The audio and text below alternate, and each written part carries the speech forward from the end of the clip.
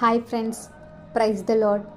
Friends, ఈరోజు మనం చెప్పుకోబోయే టాపిక్ వచ్చేసేటప్పటికి దేవుడు ఈ లోకాన్ని ఎట్లా సృష్టించాడు, ఈ లోకము ఆయనకి ఏ విధంగా లోబడి ఉండి ఆయన గణపరుస్తుంది అనేది చూద్దాం.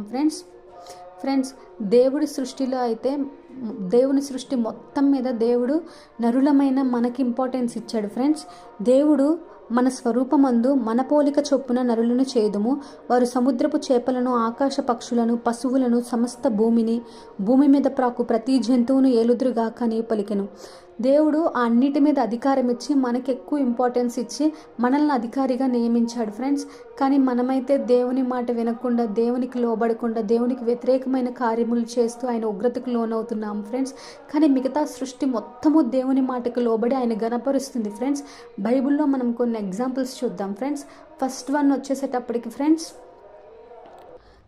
వన్ వచ్చేసేటప్పటికి కాకోలము. ఫ్రెండ్స్, దేవుడు ఏలియాకి ఈ కాకోలము ద్వారా రొట్టెను మాంసమును పంపించేవాడు. ఫ్రెండ్స్, దేవుడు ఎట్లా చెప్తే కాకోలము అట్లా చేసి దేవుని మాటకు లోబడి ఆయన గణపరిచింది. ఫ్రెండ్స్, అక్కడ కాకోలములు ఉదయమందు రొట్టెను మాంసమును, అస్తమయమందు రొట్టెను మాంసమును అతని యుద్ధకు తీసుకుని వచ్చుచుండెను.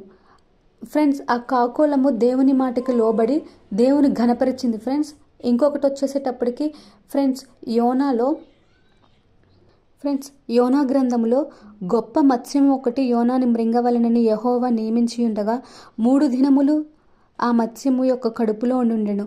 ఫ్రెండ్స్, ఆ మత్స్యము, ఆ చేప దేవుడి మాటకి లోబడి యోనాని 3 దినములు దాని కడుపులోనే ఉంచుకుంది. ఫ్రెండ్స్, ఆ విధముగా అది దేవుని మాటకి లోబడి దేవుని గణపరిచింది. ఫ్రెండ్స్, ఇంకొకటి ఫ్రెండ్స్, గాడిదకి దేవుడు బిలాముతో మాట్లాడడానికి వాక్కును కలుగజేసి నోటిని కలుగజేసి ఉన్నాడు. ఫ్రెండ్స్, గాడిద కూడా అక్కడ దేవుడు చెప్పమన్న మాటను బిలాముతో చెప్పింది. ఫ్రెండ్స్, అది కూడా దేవుని మాటకు లోబడి దేవుని గణపరిచింది. ఫ్రెండ్స్, ఇంకా సమస్తము ఈ సృష్టిలో సమస్తము దేవునికి లోబడి ఉన్నవి. ఫ్రెండ్స్, గాలి, మేఘములు, వర్షము అన్నీ దేవునికి లోబడి ఉన్నాయి. ఫ్రెండ్స్, దేవుడు సముద్రమును చీలి పాయలుగా అవ్వమంటే అయ్యింది. ఫ్రెండ్స్, వర్షమును పడమంటే పడింది, ఆగిపోమంటే ఆగిపోయింది. ఫ్రెండ్స్, కానీ దేవుడు మాత్రము ఈ సమస్త సృష్టిలో అన్నిటికంటే మనల్ని ఘనముగా హెచ్చించాడు. ఫ్రెండ్స్, కానీ మనం మాత్రం దేవుని మాటకు లోబడకుండా ఆయనకు వ్యతిరేకంగా ఎన్నో పాపాలు చేస్తున్నాం. ఫ్రెండ్స్,